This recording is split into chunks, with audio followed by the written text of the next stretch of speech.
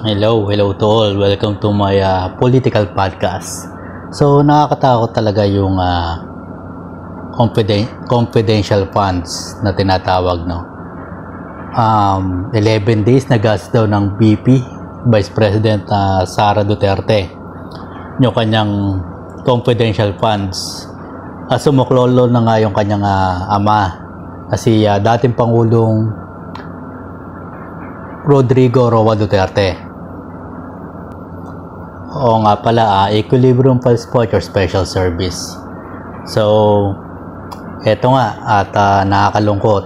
Hindi natin alam kung saan napupunta ba talaga yung pera na nagagas ng ganun-ganun lang. Bilyon man yan o bilyon.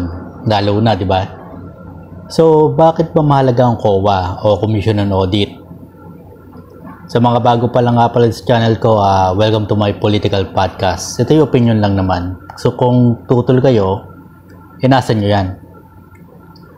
So kanya-kanya naman tayo ng political affiliation o paniniwala. Pwedeng gusto mo siya ngayon, pwedeng hindi mo gusto. Susunod. At pwede rin namang bumoto tayo ng bago. So, iba-iba lang tayo ng paniniwala na politikal. Pero wag natin kalimutan na ang bansa natin ay interest ng bansa natin ang importante. Hindi balik kung abogado tayo mismo ng mga politiko. Siyempre, nasa batas yan na hindi pa convicted ang isang akusado kapag hindi pa nahatulan ng korte. Siyempre, hanggang Supreme Court pa yan. Pero pag pondo na ng bayan ang pinag-uusapan, may karapatan tayong sumita o manita. Eto nga, at nanakot na naman itong si dating Pangulong Rodrigo Duterte doon sa Makabayan Black. Ito yung lagi lang nire-red tag ng mga kalyado niya. So si Badoy nakakasuhan na, no? Isang journalist. Civil case lang naman ang ipinataw na kaso. 2 milyon. Si Atom Araulio yung nagkaso doon. Tapos pinili nyo kay cyber libel. So, choice nyo yun. Balik tayo sa confidential funds. Pinagbantaan ni dating Pangulong Duterte yung Makabayan Black, yung Congresswoman Franz Castro, correct me if I'm wrong. Si Congresswoman Brosas, saka isa pang lalaki. Hindi ko masyadong alam yung pangalan, nalimutan ko. Yung kasama ni dating Congressman Nery Colmenares. Member ito ng NUPL, National Union's People's Lawyer, kung hindi ako nagkakamali. Mga nire-retag din yan. Nagbunso dito sa pag-usisa ng Kongreso saka ng Senado ni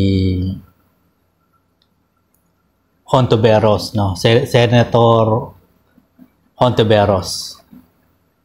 Dito nagalit si Sara Duterte, nagparinig silang dalawa. Humantong ito sa patutsadahan sa media. Ngayon, bakit ba malaga ang confidential funds sa kanila? At bakit ayaw nila itong na-account ng COA?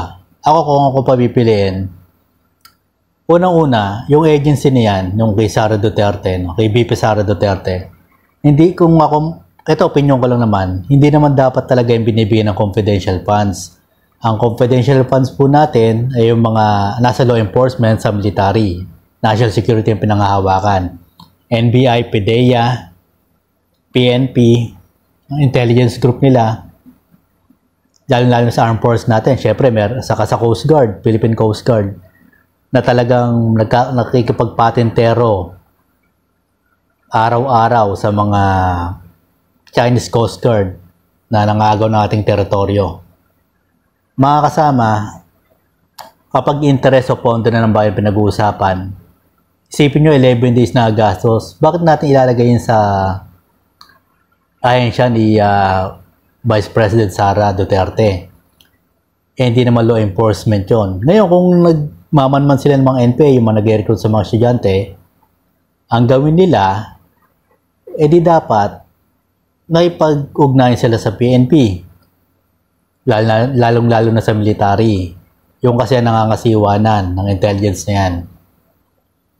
Eto nga at lalo nang galito yung mag-ama, si Rodrigo Duterte, dating presidente, at si VP Sara Duterte, dahil tinanggalan daw ito ng confidential funds. Mahalagang na-account ng COA yung pondo ng bayan. Kasi din malalaman natin kung tama ba yung paggastos sa usapin na yan o mali. Kahit sino pwede magsabi na sa intelligence ko gagamitin to, confidential funds, hindi mo pwedeng i-account. E paano kung hindi naman niya doon gagamitin, di ba? So ito nakakalungkot sa bansa natin. Yung mga trolls na atake sa mga kumukontra kapag may mga nagtatanong kung saan ginagamit yung confidential funds. So asahan na natin dito sa podcast vlog ko na to, may mga trolls na magko-comment dito ng katarantaduhan. Pero hayaan na natin sila at dalawa lang yan pwedeng bayad sila o sino man nagbabayad sa kanila o pwedeng uto-uto talaga sila o mamimili sila doon. So sa usapin nito, malimit tayo magmatsyag kasi hindi naman biro yung pera na gagasla. Hindi natin alam kung saan nagagastos. Kaya napaka-importante na nai-account yung pera ng bayan o yung pondo ng bayan kasi pera natin to. Maraming pwedeng paglagyan ng funds. Maraming nangangailangan. Hospital, public hospital. Kulang pa nga yan Saka sa edukasyon natin, yan, pwede rin dyan. Saka sa mga manggagawa na alam niyo naman mahal ang bilihin. Sana mataasan ng sahod. Saka yung mga sahod ng nurse, saka ng mga guro na matagal na nilang dinadaing. Mapapribado man yan o private. Sa mahal ng bilihin po ngayon. So maging mulat po tayo sa mga pondo, sa mga pagbabalangkas nito sa Kongreso at sa Senado. Huwag tayong komot idolo natin yung inaatake. Maganda nga ito, check and balance. So maging open-minded tayo dyan kasi pera din ho natin yan. Malalaman naman natin kung political lang yan o talagang totoo yung investigasyon na ginagawa nila. So wag tayong mag-away-away yung mga Pilipino. Mga politiko, may mga korap yan, may mga matitinuri naman, di naman mawawala po yan. So hanggang dito po muna yung vlog. Like, share, subscribe. Maraming salamat. Equilibrium Files po at your special service. Maraming salamat.